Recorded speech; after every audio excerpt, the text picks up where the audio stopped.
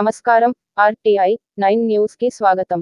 సంగారెడ్డి జిల్లా సదాశివపేట అయ్యప్ప స్వామి దేవాలయంలో అయ్యప్ప స్వాముల మహాపడిపూజ కార్యక్రమం గురుస్వామి నేతి జగన్నాథం, నేతి సాయి తేజ్ స్వాముల ఆధ్వర్యంలో గణపతి పూజ, అయ్యప్ప అభిషేకం 18 మెట్లు పూజను నిర్వహించబడింది.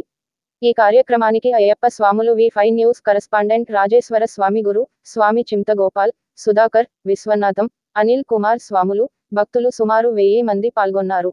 RTI 9 news reporter, Sangareddy division incharge Manne Mallesham. Venkataramana